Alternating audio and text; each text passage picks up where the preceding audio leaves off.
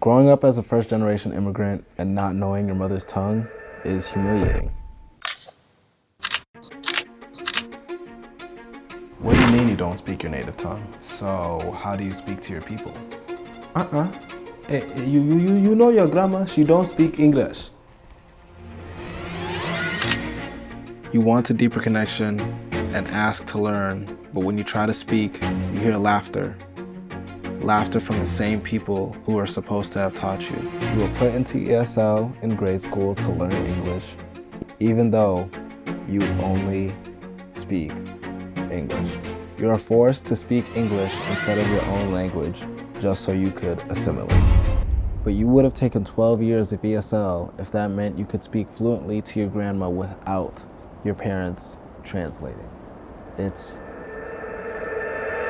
humiliating.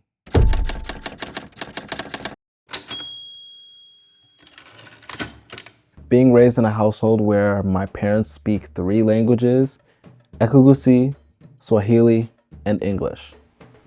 Swahili is a language that is spoken in Kenya. Ekegusi is a tribal language that is also spoken in Kenya, but is not as accessible to learn. And for me, I only spoke English. It was disheartening. Being a first-generation immigrant, coming to the US at a young age, I was taught English at school, but also learning English at home so that there could be an easy transition. My dad would assign me reading homework, math homework, and writing homework on top of my schoolwork just so I could stay up to date with my classes so I would not fall behind.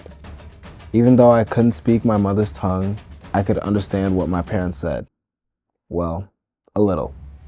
As I grew up older and the more they spoke English, I understood less and less of my mother's tongue.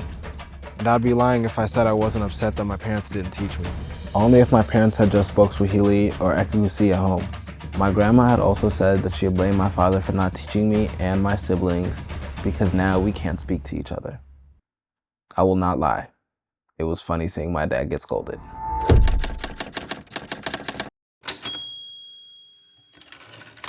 So what now?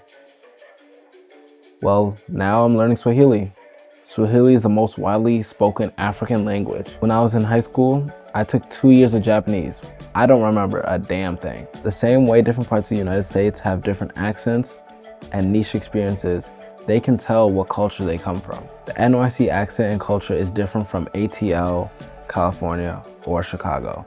Culture is passed through food, music, appearance, and language. I hope that one day, for the sake of my children, that I will pass down my mother's tongue so that they will always have connections to their origin.